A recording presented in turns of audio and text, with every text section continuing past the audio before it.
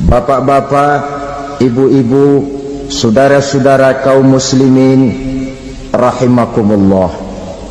Dunia ini penuh dengan berbagai macam kesibukan. Sejak dari petani yang turun ke ladang, pedagang yang berangkat ke pasar, pelajar yang menuju sekolah, sampai kepada pegawai yang berangkat ke kantor, seluruhnya tidak lain untuk mencari sesuatu yang bernama bahagia.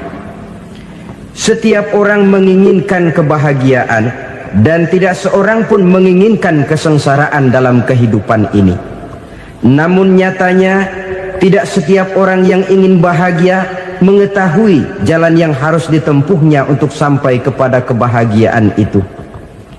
Maka pada kesempatan pertemuan kali ini, saya ingin menyampaikan sebuah hadis dari junjungan kita baginda Nabi besar Muhammad sallallahu alaihi wasallam yang termuat dalam kitab Mukhtarul Ahadits An-Nabawiyah, di mana beliau bersabda, arba'un min sa'adatil mar'i.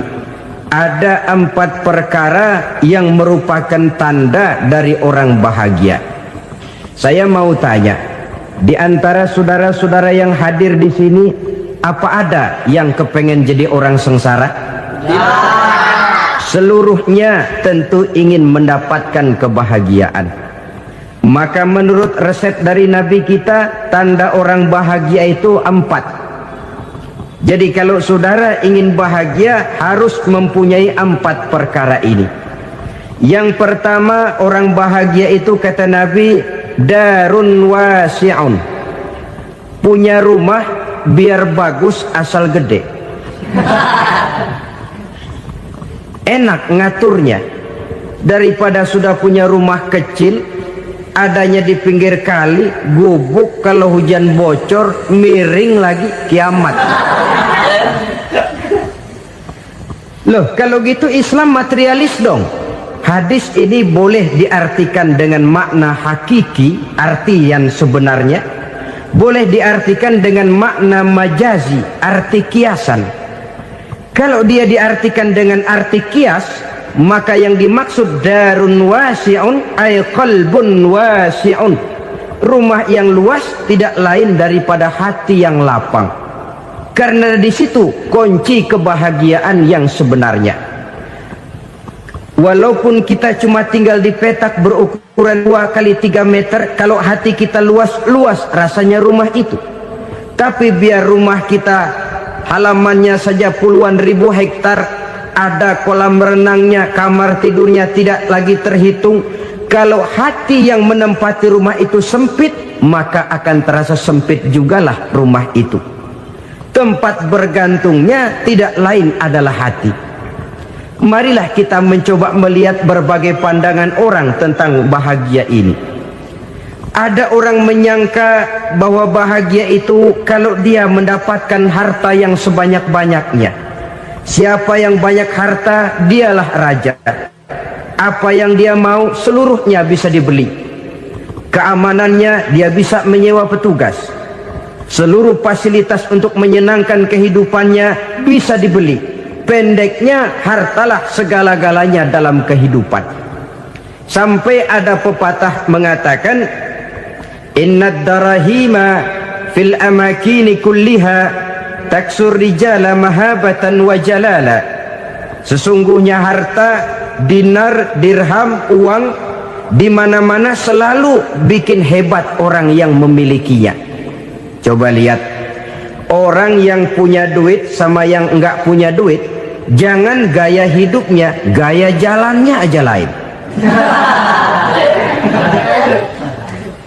Wahia lisanun liman arada fasahatan, wahia silahun liman arada qitala. Uang adalah senjata yang paling ampuh bagi orang yang mau pergi perang, dan lidah yang paling fasih bagi orang yang mau bicara. Kalau bicara dengan lidah macet, cobalah bicara dengan harta, lancar. Sampai ada pepatah demikian, segalanya bisa diatur dengan harta.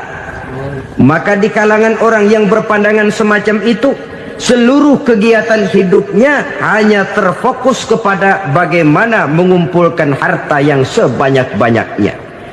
tidak peduli halal haram, tidak kenal sore pagi siang dan malam, tidak sempat sujud, jauh dari agama, jauh dari kehidupan yang bersifat ruhaniyah, jauh dari Allah dan sebagainya, sampai dalam Al-Quran dikelompokkan dalam kelompok yang dinamakan lumazah. Allazi jama'a malahu wa 'addadah yahsabu anna malahu akhladah. Mereka mengumpul-ngumpulkan harta sebanyak-banyaknya dan menyangka bahwa harta yang banyak itu dapat mengekalkan hidupnya, mengekalkan kekayaannya, mengekalkan kebahagiaannya. Saudara hadirin yang berbahagia, kalau pandangan hidup ini benar, artinya kalau harta memang merupakan satu-satunya hal yang dapat membuat orang bahagia, tentu di rumah mewah tidak akan pernah ada tangis derita. Tentu di satu tempat di mana fasilitas hidup serba menunjang tidak ada yang namanya penderitaan. Tapi suka dan duka, sedih dan gembira, senyum dan tawa adalah milik setiap orang, baik dia punya harta maupun dia tidak punya harta. Nyatalah bahwa harta semata-mata bukan merupakan jaminan bahwa orang akan bahagia, walaupun tanpa harta orang sulit untuk bahagia. Saya mau cerita, ada orang super kaya, namanya Aristotle Onassis, raja tanker Yunani. Dia punya kapal tanker saja konon sampai 11 banyaknya. Punya perusahaan penerbangan yang disebut Olympic Airlines, punya hotel di berbagai kota besar di dunia ini, sejak dari New York, London, Paris, Rome dan sebagainya. Bahkan punya pulau yang dia namakan Pulau Scorpio. Ini kan namanya sudah kaya nggak tanggung-tanggung, punya pulau. Nah, dia punya 2 orang anak, yang satu laki-laki namanya Alexander, yang satu perempuan namanya Maria Onassis. Seluruh harapannya tertumpah kepada anak lakinya Alexander ini, yang akan meneruskan usahanya, meneruskan kekayaannya, meneruskan dinastinya. Apa yang terjadi? Ternyata anak yang dia harapkan yang bernama Alexander ini mati muda dalam kecelakaan pada waktu dia olahraga. Apa olahraganya? Namanya olahraga anak orang kaya, golongan jet set. Olahraganya olahraga pesawat terbang. Jatuh, ya nggak kapungut, habis mati. Tinggal satu anak perempuannya, Maria Onassis. Tapi anak perempuan ini juga malah urakan. Terakhir dia pacaran, bahkan kemudian kawin sama orang Rusia. Rupanya Aristotle Onassis ini broken. Kekayaannya yang berlimpah ruah, perusahaannya yang begitu banyak, siapa yang akan meneruskan? Siapa yang akan menggantikan? Sampai kemudian dia mengurung diri di Pulau Scorpio dan mati di sana secara mengenaskan. Seorang multijutawan, seorang yang super kaya, mati menyendiri di pulau sepi. Ibarat kata pepatah, anak ayam mati di lumbung. Bukan kekurangan makanan, keurugan makanan. Begitu kehidupan Aristotle Onassis. Dan banyak orang-orang yang sudah demikian kaya sampai dibingungkan oleh kekayaannya sendiri. Telusurilah kehidupan David Rockefeller misalnya, Henry Ford misalnya, Adnan Khashoggi misalnya. Multi jutawan yang kadang-kadang dibuat keder oleh kekayaannya sendiri. Pantas ketika Imam Ali ditawarkan orang, "Ya Ali, kalau kepadamu disuruh pilih ilmu atau harta, kau pilih mana?" Ya jelas pilih ilmu dong. Kenapa? Pertama, ilmu kalau kita berikan kepada orang lain tambah. Tapi harta kalau kita berikan kepada orang lain kurang. Saudara punya uang 10.000, dibagi orang 5.000, jelas uang saudara berkurang. Tapi saudara punya ilmu, diberikan kepada orang lain bisa, saudara pun makin mantap. Tidak lantas jadi bodoh karena ngajarin orang. Saudara bisa Fatihah lalu mengajarkan orang Fatihah. Orang bisa, saudara pun makin hafal. Tidak lantas setelah diajarin orang ilmunya hilang. Begitu datang dia minta orang, tolong ajarin saya Fatihah, udah habis, nggak ada.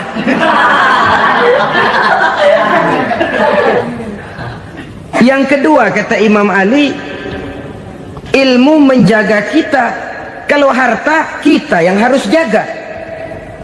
Makin banyak ilmu, makin terpelihara diri seharusnya. Tetapi makin banyak harta, makin bingung kita jaganya. Sampai kadang-kadang kalau perlu seluruh keliling rumah dipasangi alarm.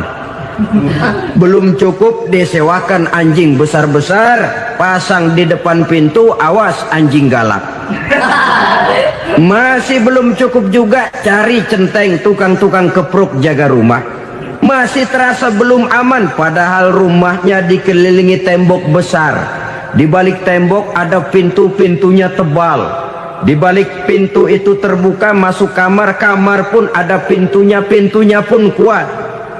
Masuk ke dalam kamar ada lemari, lemarinya pun pintunya kuat, dikunci, kuncinya pun kuat.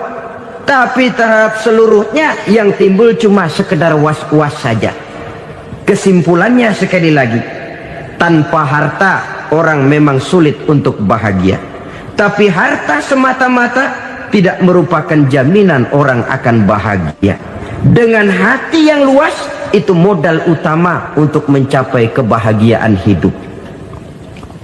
Orang yang hatinya luas, saudara-saudara, punya hati yang lapang, melihat kenyataan hidup ini, dia bersyukur senantiasa kepada Allah. Lantas tidak timbul hasud dan iri hatinya. Oleh karena itu jiwanya selalu lapang. Kalau tidak, cupik hati namanya, dangkal pandangan, tidak senang melihat orang lain dapat nikmat, dan itu sering dijadikan contoh. Kalau orang yang lapang dada, dia lihat tetangganya beli TV baru, dia berkata, alhamdulillah ya, tetangga kita beli TV, mudah-mudahan kita bisa ikut nonton. Lapang dadanya. Tapi orang yang sempit hati, lihat tetangga beli televisi, meriang. Enggak diapa-apain, meriang. Besoknya dengar tetangga beli motor, makin sakit, ke rumah sakit. Lalu di rumah sakit dengar tetangganya beli mobil, mati. Disiksa oleh perasaannya sendiri. Orang kalau hati sudah sempit dalam hidup, kemanapun dia pergi, sempit rasanya medan kehidupannya. Kemudian kita melihat juga ada orang yang menilai bahwa bahagia itu katanya kalau punya kedudukan yang tinggi, pangkat yang agung, wibawa yang besar. Mungkin betul, tapi mungkin juga tidak. Bergantung kepada hati orang yang punya pangkat itu. Sama dengan harta tadi. Harta akan membawa bahagia kalau dia jatuh ke tangan orang yang berhati lapang. Tapi harta akan jadi bencana kalau jatuh ke tangan hati orang yang sempit. Pangkat akan membawa bahaya kalau jatuh di tangan hati orang yang sempit. Lebih dari itu, kenyataan mengajarkan kepada kita bahwa ternyata pangkat dan jabatan tidak selamanya memberikan kebahagiaan dalam kehidupan. Bahkan resikonya kelewat besar. Beberapa bukti kita bisa ambil dari para pemimpin dunia yang menjadi korban lantaran pangkat dan jabatan yang disandangnya. Saudara ingat Presiden Abraham Lincoln dan John Kennedy dari Amerika? Dibunuh orang. Park Chung-hee dari Korea Selatan, Ziaur Rahman dari Bangladesh, Anwar Sadat dari Mesir, terakhir Indira Gandhi dari India, menjadi korban dari pangkat dan jabatan yang disandangnya dari orang-orang yang tidak senang dia memegang jabatan itu. Dia akan mudah mengundang bencana. Sehingga pantas kalau seorang presiden terkemuka Amerika, Harry Truman namanya, dia mengatakan jabatan presiden itu, kata dia, seperti orang nunggang macan, naik macan. Harus kita taiki, kalau enggak dia bakal nerekam kita, ngeri katanya. Adapun orang yang hatinya lapang, Kalau dia menerima pangkat dan jabatan, dianggapnya itu satu kesempatan untuk berbuat baik. Tapi orang yang berhati sempit, menerima pangkat dan jabatan, bukan kadang-kadang menerima, malah berusaha setengah mati mencapai dengan segala cara. Kalau perlu jilat atas, jilat atas. Jadi golongan sumuhun dawu.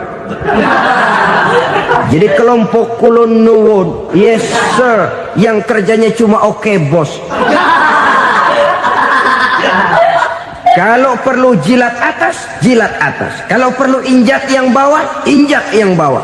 Perlu sikut kiri kanan, sikut kiri kanan. Yang penting pangkat dapat, jabatan dapat.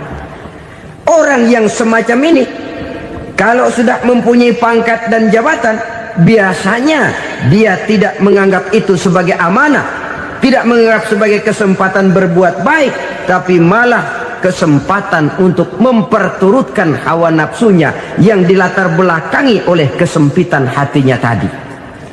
Apalagi kalau orang memperoleh pangkat karena banyak mengeluarkan uang, seakan-akan pangkat dan jabatan itu sekarang macam proyek pakai tender. Siapa yang berani bayar segini naik, nggak berani minggir. Padahal logikanya, kalau orang mencapai satu jabatan karena banyak mengeluarkan uang, hampir bisa dipastikan bahwa setelah jabatan itu dia pegang, langkah pertama yang akan dilakukannya ialah berusaha bagaimana uang yang dia keluarkan supaya kembali. Ya paling kurang pulang modal dulu dong. Soal mikirin rakyat soal nanti, tapi ini modal harus pulang. Itu celakanya kalau orang memperoleh pangkat dan jabatan cuma karena banyak mengeluarkan uang. Jarang orang yang mempunyai keyakinan dan pandangan bahwa pangkat dan jabatan merupakan amanah.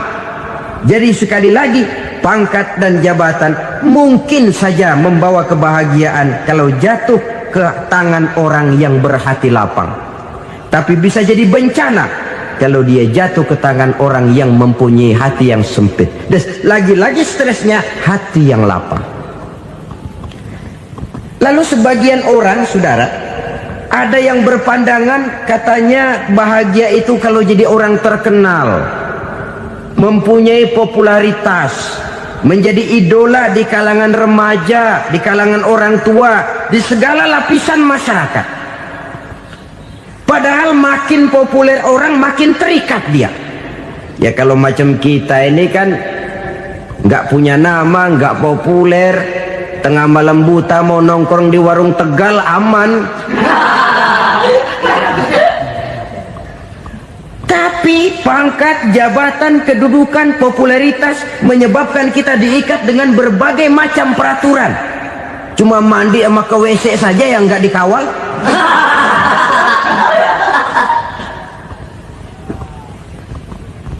Benarkah popularitas, ketenaran membawa kebahagiaan? Mungkin ya, tapi mungkin juga tidak. Kenapa? Banyak orang-orang populer yang mengakhiri hidupnya secara tragis. Kita ambil beberapa nama. Di Amerika tahun 60-an ada bintang seksi paling terkenal yang dijuluki sex bomb, bom seksi. Sampai sekarang jadi legenda, namanya Marilyn Monroe. Singkatan doublenya itu inisialnya MM, Marilyn Monroe. Terkenal, top, sampai dia mati tahun 62. Namanya sekarang masih saja dibicarakan orang. Kenapa dia bunuh diri? Tidak punya hartakah dia? Banyak. Kurang populerkah dia? Seluruh dunia mengenalnya. Sejak rakyat kecil sampai pejabat tinggi dia punya hubungan. Kenapa? Jenuh. Dia terlahir dalam keadaan yatim. Setelah itu tidak lama dia berangkat remaja, ibunya meninggal. Pindah dari wanita asuh ke wanita asuh sampai 12 orang ibu angkatnya. Dan kekecewaan yang paling parah, setiap laki-laki yang dekat dengannya hanya seperti kapal berlabuh. datang dan pergi silih berganti, padahal dia merindukan seseorang yang bisa melindungi hidupnya. Dia rindukan itu dan dia tidak pernah menemukan. Itu yang akhirnya menyebabkan dia minum pil tidur kelewat dosis, minum obat tidur kebanyakan, ya tidur terus sampai sekarang.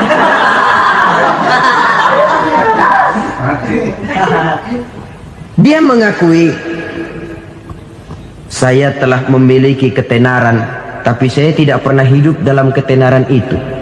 Saya pandai main sandiwara, tapi saya ingin hidup dalam alam yang real sebagaimana umumnya orang. Itu yang dia rindukan. Menyusul jejak yang namanya Marilyn Monroe ini, Billie Holiday, saudara kenal tentu, di rumah sakit dirawat. Dia juga minum obat overdosis, mati lagi. Jimi Hendrix minum obat tidur overdosis kelewat batas, mati lagi. Lalu yang menghanyutkan diri di danau, Janis Joplin dan Brian Jones. Ini orang-orang populer, orang-orang terkemuka yang mengakhiri hidup secara tragis, bukan karena tidak terkenal, mungkin karena sudah saking terkenalnya. Contoh paling belakangan, Bruce Lee. Wah, ini tukang-tukang keprok tentu kenal siapa dia. Sampai sekarang pun tabir kematiannya masih merupakan misteri. Dan yang masih hidup juga menunjukkan gejala yang aneh. Michael Jackson, rumahnya di Beverly Hills itu dijaga sedemikian rupa, dan dia selalu curiga kepada setiap makanan harus steril, bersih dari segala macam kimia. Kemana dia pergi, itu tukang-tukang keprok sudah selalu menjaga dan mengawal, dan dia seakan takut menunjukkan mukanya yang asli.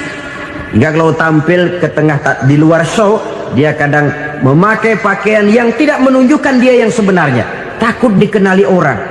Ternyata popularitas sering jadi momok yang meracuni kehidupan manusia. Oleh karena itu, benarlah junjungan kita pada saat beliau mengajarkan orang akan bahagia kalau dia mempunyai hati yang lapang.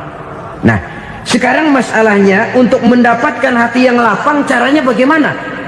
Kita kembali kepada konsep Quran. Allah mengajarkan, ala inna bi dzikrillahi tatmainnul qulub. Ketahuilah bahwa dengan banyak mengingat Allah, hati akan tenang, jiwa akan lapang. Dengan kata lain, dekat dengan agama, merasakan kehadiran Allah dekat dalam hidup. Itu muara pertama untuk mencapai hati yang lapang. Ala inna bi dzikrillahi tatmainnul qulub. Jangan macam orang sekarang ingin mendapatkan ketenangan lalu tapak di puncak gunung, di gua-gua, di tempat sepi. Iyalah kalau nggak ada ular. Kalau tergigit ular berbisa, ketenangan belum, mati jelas itu. Islam positif untuk mendapatkan ketenangan. Ala inna bi dzikrillahi tatmainnul qulubi. Bahwa ketahuilah bahwa dengan banyak mengingat Allah, hati akan tenang, jiwa akan lapang, nuansa pikiran akan luas. Karena yang namanya bahagia ada dimanapun manusia berada. Di kampung ada bahagia, di kota ada bahagia, di ngarai, di lembah, di gunung, di hutan, di lautan, di angkasa luar, dimanapun bahagia itu ada kalau kita bermodalkan hati yang lapang ini. Dan hati akan lapang kalau kita dekat dengan agama. Dekat dengan harta buat sementara hati mungkin tenang, tapi ketenangan yang relatif dan temporer. Apalagi orang tiap kali tambah harta, tiap kali tambah rencana. Itu wajar. Mungkin sebelumnya saudara berpikir, kalau punya duit 5.000 enak nih. Begitu punya duit 5.000, aduh sayang kalau 10.000 aja. Tiap kali tambah harta, tiap kali lain rencana. Makin banyak rencana, makin menjauhkan kita dari yang namanya ketenangan. Padahal ketenangan merupakan unsur utama untuk mencapai bahagia. dan ketenangan itu bermuara dalam hati manusia. Tengoklah kehidupan ini. Orang yang banyak harta dengan orang miskin, berbedakah rasa sakit yang mereka tanggungkan? Rasanya tidak. Walaupun si kaya tidur di kasur empuk berselimutkan sutra mahal, sementara si miskin meringkuk di balai bambu yang keras dan kasar. Apabila maut datang, dia juga tidak pernah pilih bulu. Maut datang menjemput si kaya di singgasana keemasannya, dikelilingi oleh para pengasuh, dayang dan inang serta para pengawal.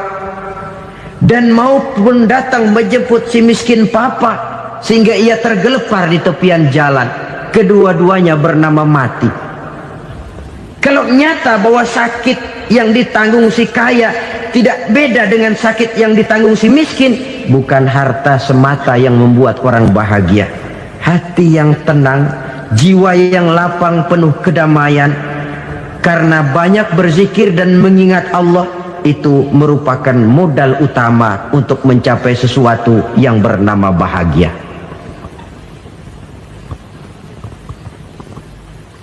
Saudara hadirin yang saya hormati, inilah yang pertama dari 4 ciri yang digambarkan oleh Nabi tentang tanda-tanda orang bahagia. Dan harus berangkat dari yang pertama ini, hati yang lapang. Ini yang harus kita miliki lebih dahulu, baru nanti akan menyusul kepada poin yang ketiga, kedua dan selanjutnya. Sebab kalau hati sudah terisi dengan jiwa yang lapang, seluruh persoalan insya Allah akan bisa kita atasi dengan sebagaimana mestinya. Yang kedua sekarang, tanda orang bahagia menurut baginda Nabi, markabun syariah. Orang bahagia itu, kata beliau, punya kendaraan biar cepat asal lancar. Artinya kemana dia mau pergi mudah. Apa maksud hadis ini? Kalau kita kaji lebih dalam, kendaraan itu kan alat transportasi. Transportasi tidak lain adalah usaha memudahkan komunikasi. Pindah dari situ kepada teori bahwa manusia adalah zon political, makhluk bermasyarakat yang tidak bisa memenuhi kebutuhan hidupnya secara sendirian. Kita memerlukan keberadaan orang lain dalam kehidupan ini.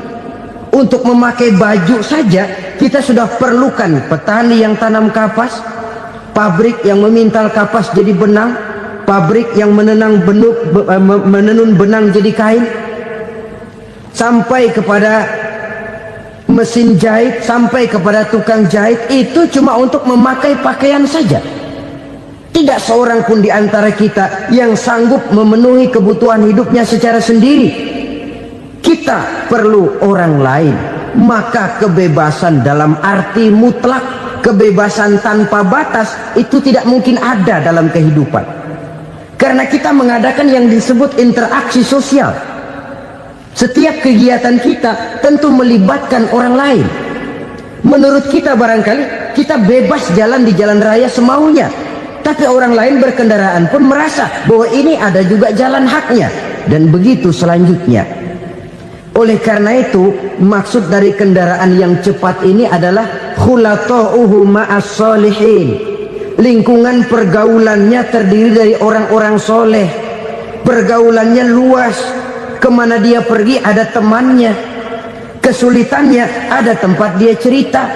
Dan kesulitan kalau sudah diceritakan kepada orang lain, taruh kata orang itu tidak bisa menolong, namun menceritakannya kepada orang yang kita percayai, kan paling kurang sudah mengurangi beban jiwa, mengurangi tanggungan batin, merasa masih ada tempat kita cerita. Maka lebih baik orang awam yang mau bergaul ketimbang orang setengah alim tapi ngunci pintu. Sebab nantinya akan timbul sikap picik, cupik pandangan, dan tidak luas menghadapi kenyataan dalam kehidupan ini. Namun yang harus kita garis bawahi, pergaulan memang mesti luas. Namun jangan sekali-kali lupa bahwa pergaulan sangat besar pengaruhnya dalam ikut membentuk kepribadian manusia. Sehari-hari bisa kita bilang Kalau kita dekat sama tukang minyak wangi, sekalipun nggak dibagi minyaknya, baunya tentu dapat. Betul? Tapi dekat sama tukang elas, walaupun nggak kena apinya, asapnya mesti kena.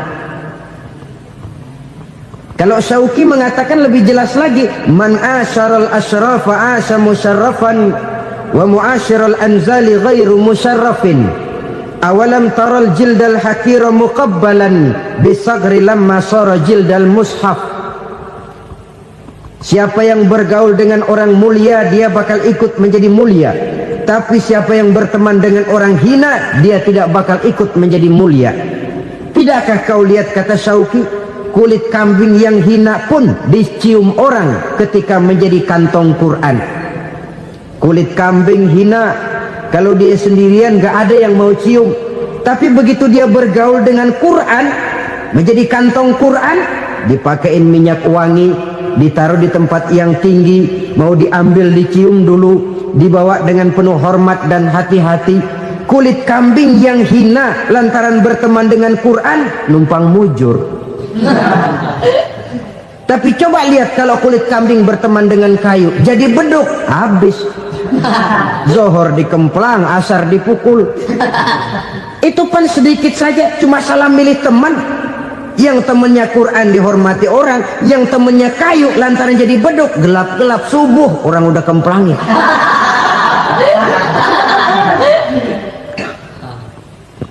Maka terutama kepada adik-adik remaja yang masih mencari identitas diri, yang ibarat kaset masih kaset kosong, mudah diisi oleh apapun, pandai-pandailah memilih teman dalam bergaul. Karena banyak orang yang tadinya baik-baik, ketika terseret dalam pergaulan dengan orang yang tidak baik, kebaikannya menjadi lentur dan luntur. Tapi berapa banyak bajingan-bajingan tengik, orang-orang yang berlumur noda dan dosa, tiap hari melakukan maksiat, namun bergaul dengan orang yang baik-baik, pada akhirnya sedikit demi sedikit beringsut dan berangsur dia terbiasa mengikuti kebaikan-kebaikan. Saya tekankan ini kepada remaja karena mereka masih mencari identitas diri. Apa yang mereka lihat mereka mau, apa yang mereka dengar mereka ingin tahu. Coba lihat kehidupan remaja. Pulang nonton film Rambo, pengen jadi Rambo, gagah, maunya belekai melulu. Pulang nonton film Superman, pengen bisa terbang. Pulang nonton India, nyanyi melulu. Wajar, mereka masih mencari identitas diri. Saya ini sebenarnya siapa? Lingkungan, pergaulan akan membentuk itu. Karena itu pandai-pandailah bergaul, karena ia sangat besar pengaruhnya dalam ikut membentuk kepribadian manusia. Apalagi sifat yang jelek lebih cepat menularnya ketimbang sifat yang baik. Sifat yang baik, watak yang soleh itu lambat sekali untuk menular. Tapi yang tidak baik, kan prosesnya mah kalau remaja biasanya mula-mula dengar. Karena dengar lalu pengen tahu. Karena pengen tahu lalu ngeliatin. Begitu ngeliatin kan pengen nyobain. Setelah nyobain ketagihan. Nah, ini prosesnya. Yang namanya ganja, morfin, narkotik awalnya kan begitu. Mula-mula dengar katanya kalau sudah fly to the sky, sudah melayang ke langit katanya, disitulah puncak kebahagiaan. Mulanya cuma dengar. Karena dengar pengen tahu. Karena pengen tahu lalu ngeliat, kumpul sama orang yang suka ngeganja. Setelah ngeliat, nah pengen ngerasain. Begitu ngerasain enak juga, ketagihan. Kalau sudah ketagihan jadi penyakit kronis, bisa merembet kepada yang lain. Iya, kalau orang tuanya mampu untuk beli morfin, beli ganja. Kalau tidak kan pikirannya ngayap, jemuran siapa ya gue sabet. Timbullah perbuatan-perbuatan negatif yang bermula dari salah pergaulan. Apalagi buat adik-adik remaja yang tinggal di kota-kota besar, yang pengaruh budaya, pengaruh kesenian, pengaruh struktur kehidupan yang nampak makin individualistis, di mana persaingan tajam, tensi ekonomi tinggi, orang mudah mengalami stres. Pandai-pandailah dalam bergaul, sekali lagi, karena ia sangat besar pengaruhnya dalam ikut membentuk kepribadian manusia. Orang bahagia punya kendaraan yang cepat, artinya punya pergaulan yang luas, dan lingkungan pergaulannya terdiri dari orang-orang yang soleh. Kemana dia pergi, ada teman. Kesulitannya, ada tempat dia cerita. Tapi kalau sudah menyendiri, hidup sendiri, kesulitan dipikiri sendiri, bisa mati belum waktunya. Tidak ada tempat berbagi rasa, tidak ada tempat bercerita, tidak ada tempat mengurangi beban dalam kehidupan. Pantas betul kalau Islam sangat menggalakkan dan menganjurkan orang kalau sudah sampai waktunya itu untuk melangsungkan nikah. Kata Nabi, ya ma'syaras syabab man istata'a minkumul ba'at falyatazawwaj. Hai para pemuda, kalau sudah mampu memberi nafkah, kawinlah, nikahlah kamu. Kenapa? Sudah ada teman hidup, tempat berbagi rasa. Kesulitan kalau ada tempat cerita akan lebih ringan ketimbang kita telan sendiri, walaupun bobot kesulitannya sama beratnya. Saudara-saudara kaum muslimin rahimakumullah, inilah ciri yang kedua, punya kendaraan biar cepat asal lancar. Kemana kita mau pergi gampang. Dengan kata lain, setelah hati yang luas, pergaulan yang luas. Dua. Yang ketiga sekarang, tanda orang bahagia itu menurut Nabi, misbahun mudhi'un, punya lampu yang terang. Oh, itu enggak problem. Sekarang sudah zamannya listrik masuk desa, Pak. Lampu sudah terang semua. Betul, kalau itu yang dimaksud. Tapi tidak cuma itu. Karena lampu yang dimaksud di sini, lampu yang akan menerangi seluruh perjalanan hidup. Dan perjalanan hidup itu sudah dimulai sejak kita terlahir ke alam ini, sampai masuk ke alam barzah, kumpul di padang mahsyar, sampai ke akhirat. Lampu yang menerangi itu yang diperlukan. Kalau lampu, katakanlah yang paling top sekarang kan lampu jenis Mercury. Taruhlah itu di rumah kita, dia cuma menerangi rumah kita, menerangi hati pun tidak sanggup. Bila kita masuk ke alam barzah, alam kubur, sanggupkah si Mercury yang begitu terang menerangi alam barzah kita? Tidak sanggup lagi. Sanggupkah lampu yang ratusan watt, bahkan puluhan ribu watt menerangi kehidupan di padang mahsyar? Tidak akan sanggup lagi. Kalau demikian, yang dimaksud lampu yang terang di sini apa? Tidak lain amal soleh, kebajikan yang kita lakukan dalam hidup. Itu yang akan jadi lampu penerang. Di dunia nama kita akan terang, jasad kita boleh hancur terkubur tanah, tapi nama kita akan dikenang orang. Begitulah kalau orang meninggalkan kebajikan dalam hidup seperti sekarang. Ribuan orang tiap saat berziarah ke kubur Imam Syafi'i, ke kubur Imam Malik, ke kubur Imam Ghazali, ke kubur orang yang baik-baik, orang yang soleh-soleh. Kebajikannya yang ditinggalkan, yang mengukir namanya dengan tinta emas, sehingga saudara sudah terbaring di alam kubur. Orang lewat, Allah, ini kuburannya Fulan bin Fulan, dulu ini kebaikannya Masya Allah, saya ikut merasakan. Mari kita mampir sebentar, kita Fatihah, mohon disampaikan Allah pahalanya kepada almarhum. Al-Fatihah. Itu kalau orang baik-baik. Lalu saudara tanya, Pak, orang mati dikirimin Fatihah apa nyampe pahalanya? Saya jawab, kalau saudara nggak percaya, mati dulu dah. Nanti saya Fatihain, tungguin di sana. Umpama nggak sampai, balik lagi kemari. Sekarang ini kan maunya otak-otakan saja. Kalau nggak masuk otak, nggak percaya. Padahal alam gaib itu nggak bisa diotak-otakin. Sama saja dengan saudara pernah dengar cerita kapal Tampu Mas tenggelam kan? Pernah nggak? Di mana? Ya, di laut Masalembo. Begitu ke Tampu Mas tenggelam, ratusan penumpang itu terjun ke laut, dipermainkan gelombang, berjuang menghadapi maut itu. Orang lagi timbul tenggelam di lautan, dihantam ombak, kita tengokin pakai helikopter. Pak, lagi timbul tenggelam ya? Iya, tolongin. Jangan khawatir Pak, nih saya kirim intan Pak, harganya 10 juta. Kira-kira orang yang timbul tenggelam di laut seneng nggak? Tidak. Kan mahal toh intan 10 juta. Kenapa dia nggak senang? Karena intan 10 juta dalam kondisi seperti itu tidak sanggup menyelamatkan dia. Dia akan girang kalau dikirimin ban mobil bekas, dikirimin papan terentang atau bambu. Intan yang 10 juta dia nggak girang, ban mobil bekas yang 1000 perak tuh pegang, itu yang dia girang betul. Inilah sebabnya Nabi berkata, mal mayyitu fi qabrihi illa kal ghariqil mutaghawwis.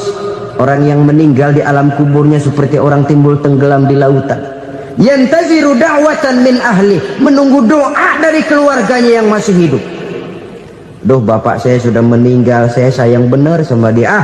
Kirimin kulkas ke kuburannya Itu sama saja dengan tadi orang tenggelam di lautan dikirimi intan yang harganya 10 juta, tidak sampai.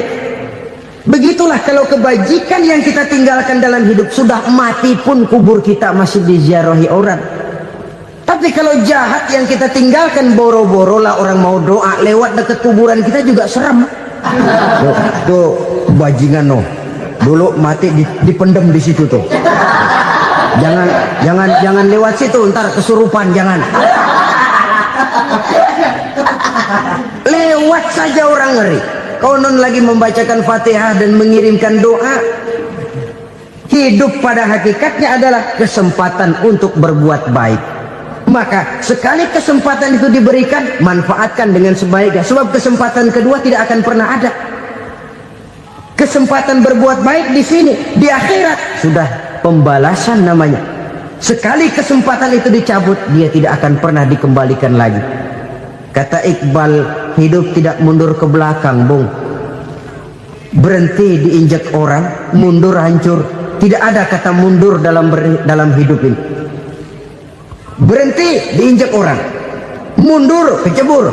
Tidak ada kata lain. Harus maju dalam kehidupan, dalam artian yang positif. Hidup adalah kesempatan untuk mengumpulkan kebajikan yang sebanyak-banyaknya. Di situ nilai daripada manusia. Sekarang ini memang nggak kelihatan kok, orang yang banyak pahala sama yang banyak dosa nggak kelihatan kok. Barangkali kalau habis bikin dosa palanya pada benjol, mungkin orang takut sama dosa. Tapi sekarang sama saja, orang yang banyak dosa dengan yang nggak banyak dosa jalan bareng dari belakang, sama, nggak kelihatan beda. Tapi ada waktunya di mana pahala memegang peranan, di mana dosa diperlihatkan. Sama saja kalau kita bawa mobil siang, lampu kan nggak begitu berfungsi. Apa lalu bilang, alah ini lampu berat-beratin, copot-copotin aja dah. Tidak perlu begitu. Kenapa? Pada suatu saat malam senja akan datang. Bila matahari terbenam, senja pun datang, gelap mulai merayap, disitulah baru terasa perlunya lampu. Pahala begitu. Sekarang orang yang nggak ada pahalanya nggak kelihatan dalam kehidupan. Tapi pada suatu saat senja kehidupan akan datang. Ajal merenggut nyawa, malam merayap, dan hidup mulai diliputi kegelapan di alam barzakh. Dikala itu kalau nggak punya lampu, alangkah malangnya kita. Sebab amal yang baik, kata Nabi, di alam barzakh itu akan diciptakan menjadi perempuan yang cantik menemani kita. Amal yang jahat akan menjadi orang yang paling jelek nemenin kita. Udah di tempat gelap yang nemenin jelek.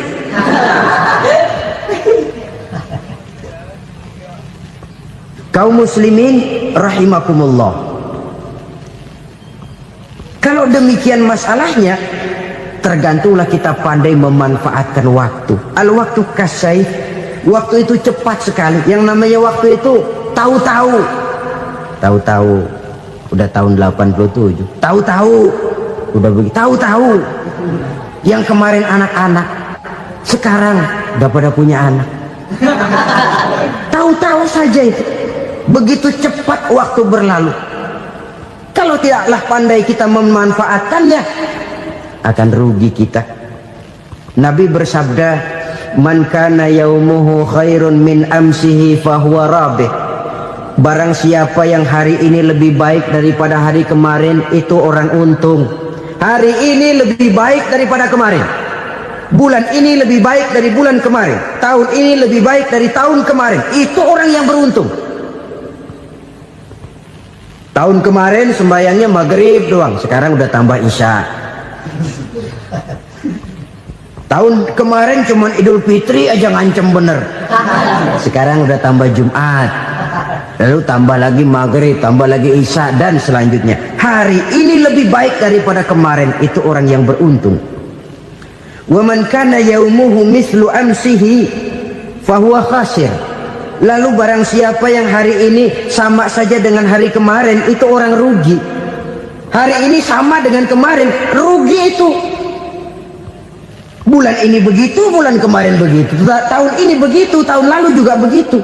Rugi itu orang. Rugi apa? Rugi umur. Umur tambah, amalan gak pernah tambah. Dan saya pikir lebih merupakan azab ketimbang nikmat kalau orang dikasih panjang umur cuma untuk numpuk dosa. Mending mana? Panjang umur banyak dosa sama pendek umur dikit dosa? Mending mana? Mending mana? Ya, paling mending tentu panjang umur banyak pahala. Tapi kalau tidak, sekali lagi, lebih merupakan azab ketimbang nikmat kalau orang diberikan panjang umur tapi cuma untuk sekedar menumpuk dosa. Kehilangan kesadaran bahwa dunia bukan terminal akhir dari satu perjalanan.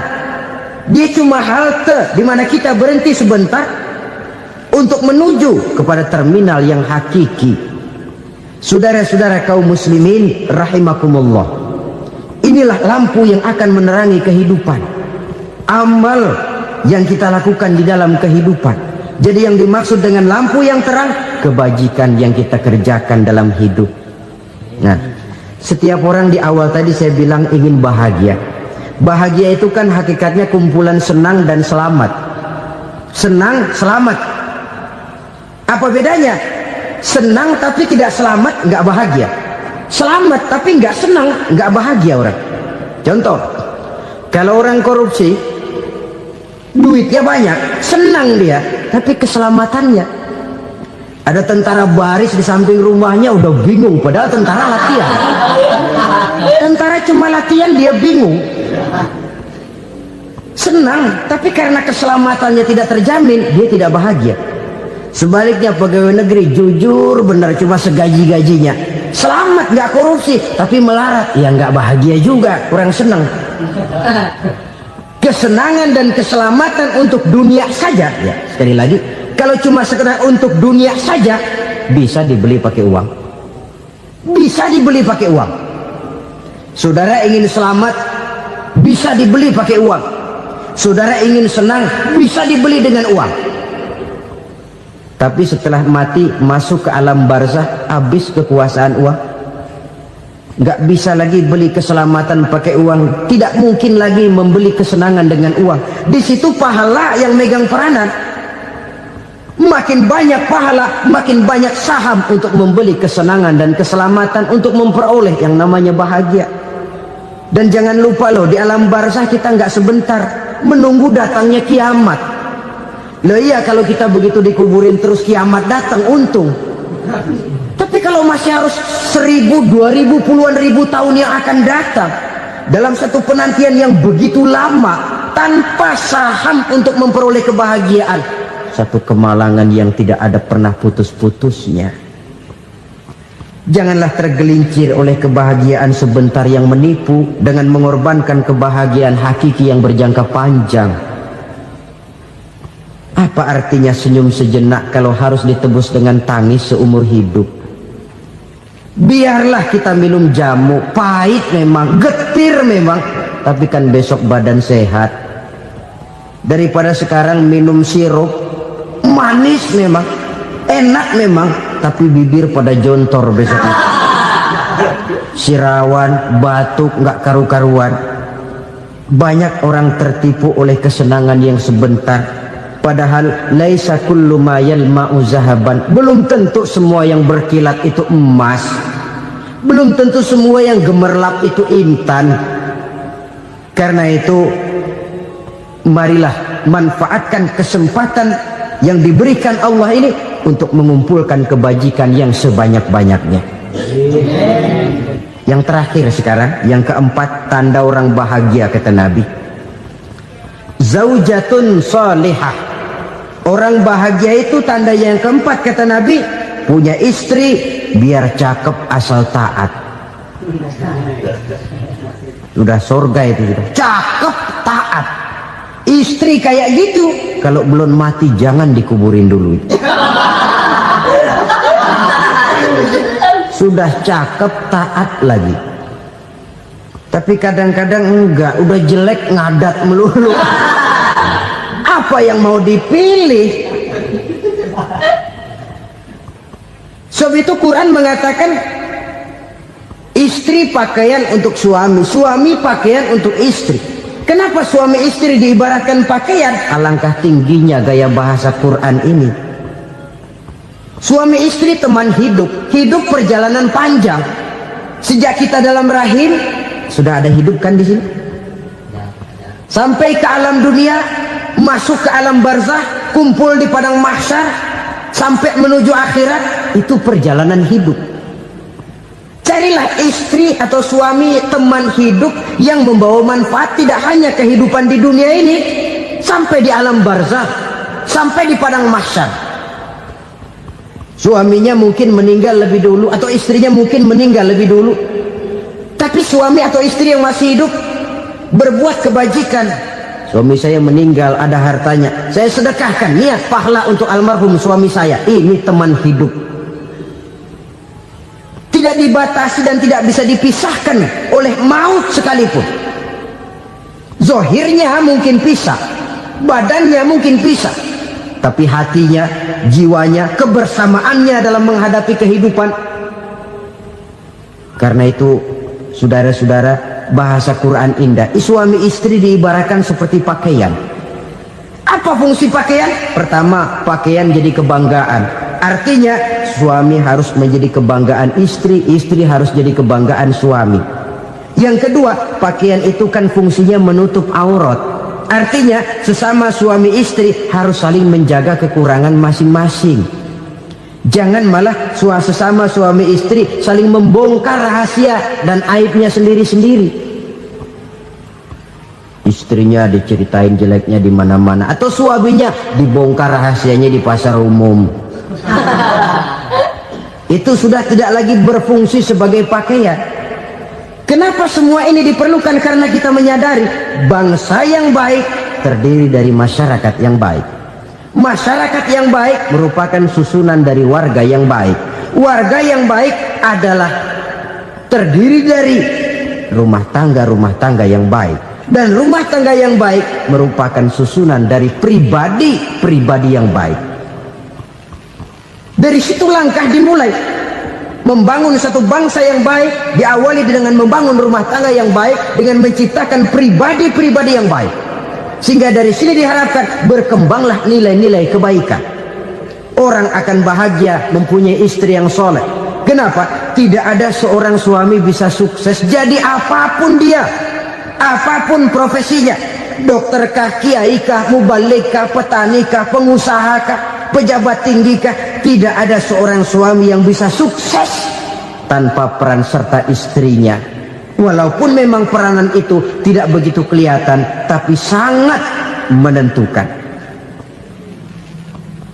Karena itu, saudara hadirin yang saya hormati, Islam sangat menghargai kaum wanita, memberikan kedudukan yang tinggi sepanjang tidak mematikan kodrat kewanitaannya. Nah, kalau sudah kesuksesan ini diawali dari rumah tangga, karier di masyarakat mudah untuk dikejar. Tapi keberantakan di rumah tangga merupakan kegagalan pertama di tempat lain. Nah, inilah saja yang dapat Al-Fakir sampaikan pada pertemuan kali ini. selalu berusaha menyimpan sesuatu yang bisa membawa manfaat, baik untuk dirinya, untuk anak cucunya, maupun untuk keluarganya, untuk masa kini dan masa depannya. Kadang simpanan itu berbentuk uang, kadang berupa tanah, lain saat berbentuk pabrik, dan lain sebagainya. Sementara masa depan yang paling pasti adalah akhirat. Jika untuk masa depan dunia kita rela memeras keringat, membanting tulang, pergi pagi dan pulang petang, menyimpan uang, menyimpan tanah, menyimpan pabrik, pernahkah kita merenung jika satu saat kiamat datang, kita dibangkitkan dari kubur masing-masing, berdiri di padang mahsyar untuk mempertanggungjawabkan seluruh kegiatan hidup kita di dunia ini, lalu kita akan menuju ke alam akhirat. Sudahkah kita mempunyai simpanan untuk akhirat kita? Pada pertemuan kali ini saya ingin menyampaikan sebuah hadis di mana Rasulullah sallallahu alaihi wasallam bersabda, "Arba'un min kanzil jannah." Simpanan sorga ada 4 macam. Yang pertama, ikhfa'us sadaqah, menyembunyikan sedekah. Saudara-saudara kaum muslimin, sebagaimana yang kita maklum bahwa Allah Subhanahu wa taala melebihkan sebagian rezeki dari kita terhadap yang lain. Ada yang kaya, ada yang setengah kaya, ada yang miskin, ada yang setengah miskin, dan selanjutnya. Ada yang gajinya kecil tapi penghasilannya gede. Ada yang penghasilannya gede tapi nggak punya gaji. Ada juga yang memang gajinya gede dan penghasilannya gede. Kelebihan rezeki merupakan sunnatullah dan tidak harus membuat kita merasa lebih dari yang lain. Bahkan sebaliknya, kelebihan itu harus membuat kita ringan tangan untuk menolong mereka yang memang memerlukan pertolongan. Kalau saudara diberikan ilmu, maka pertanyaan akhirat cuma satu: ilmumu kau amalkan untuk apa? Kalau saudara diberikan umur yang panjang, pengadilan akhirat juga bertanya satu: umurmu kau habiskan di mana? Tapi kalau saudara diberikan harta, pengadilan akhirat akan bertanya dua: hartamu kau dapat dari mana? Kau belanjakan kemana? Dari mananya ditanya, dan kemananya juga ditanya. Oleh karena kita akan dimintakan pertanggungan jawab, maka amanah yang bernama harta ini harus kita gunakan dengan sebaik-baiknya. Ada penggunaan yang merupakan kewajiban, itu zakat namanya. Ada penggunaan yang sewaktu-waktu, itu infak namanya. Ada yang lebih sewaktu-waktu lagi, dan itu sedekah namanya. Zakat dia terikat oleh haul dan nisab, oleh putaran batas waktu dan ukuran dari harta itu sendiri. Sedangkan infak terikat oleh situasi dan kondisi perekonomian seseorang. Sedangkan sedekah tidak terikat dengan apapun. Dalam kondisi seperti apapun kita bisa melakukan sedekah dengan yang terkecil sekalipun. Sampai-sampai Rasulullah sallallahu alaihi wasallam mengajarkan, la tahqiranna minal ma'rufi syai'an walau an talqa akhaka biwajhin talik. Atau ada hadis, tabassumuka fi wajhi akhika laka shadaqah. Senyumanmu kepada temanmu adalah sedekah. Jadi untuk melakukan sedekah tidak harus dalam berbentuk uang. Dengan ilmu kita bisa sedekah, dengan tenaga kita bisa bersedekah, dengan pikiran kita bisa bersedekah, bahkan senyum kepada teman itu pun sedekah. Jadi kalau sedekah dengan uang memang belum punya uang, nyengir aja banyakin. Itu asal pada tempatnya, jangan lalu ketemu tiang listrik cengengesan. Tentu tidak pada tempatnya dan tidak wajar. Nah, sedekah yang paling dicintai Allah adalah sedekah yang disembunyikan. Artinya, jauh dari sifat riya. Kan kadang-kadang ada orang sedekah itu disebutkan namanya, apa tidak bagus? Kalau memang niatnya ikhlas, ya bagus-bagus saja untuk memberikan sugesti kepada yang lain. Si Fulan bin Fulan nyumbang sekian, diumumkan. Boleh kalau niatnya untuk memberikan rangsangan kepada yang lain supaya dia menyumbang lebih besar dari orang tadi. Tapi kalau itu mendatangkan riya, maka sedekah yang paling dicintai Allah adalah sedekah yang disembunyikan. Tangan kiri saja tidak tahu apa yang diberikan oleh tangan kanan. Sedekah yang dilakukan dengan ikhlas akan merupakan perbendaharaan surga, tersembunyi dari pandangan orang lain, tidak seorang pun tahu. Karena memang sikap yang baik adalah melupakan kebaikan dan mengingat kesalahan. Itu salah satu ciri orang bahagia. Orang yang selalu mengingat kesalahannya dan berusaha melupakan segala kebaikannya. Kalau dia akan berada kebaikan, dia tidak bisa ikut, dia merasa rugi karena dia merasa belum pernah berbuat baik. Tapi kalau akan melakukan kesalahan baru, dia ingat kesalahan yang sudah-sudah, sehingga terhalang baginya untuk melakukan satu kesalahan baru. Demikianlah saudara-saudara, bahwa Allah melebihkan rizki sebagian kita dari yang lain, agar terjadi tolong-menolong dalam kehidupan ini. Jadi kesenjangan yang nature, kesenjangan yang alami, itu sunnatullah. Ada yang kaya, ada yang miskin, ada yang kelas menengah. Nah, kenapa lalu sekarang kita berusaha mengentaskan kemiskinan? Oleh karena adanya kesenjangan struktural. Kalau yang kaya bisa semakin kaya, kenapa yang miskin tidak bisa naik jadi ikut sedikit kaya? Sebab pada dasarnya Islam adalah agama yang sejak turunnya sudah berupaya memerangi kemiskinan. Bahkan dikatakan kemiskinan itu mendekatkan kepada kekufuran. Orang kalau miskin udah dekat banget sama kafir. Gampang menjadi kafir. Berapa banyak saudara-saudara kita yang oleh karena soal perut, oleh karena soal materi, terpaksa meninggalkan dan menanggalkan akidahnya, menjual petunjuk yang diberikan Allah dengan kesenangan dunia yang cuma sebentar ini. Na'udzubillah summa na'udzubillah. Jadi makin kita sembunyikan satu sedekah, semakin banyak perbendaharaan kita di surga. Sedekah yang paling dicintai Allah adalah sedekah yang disembunyikan.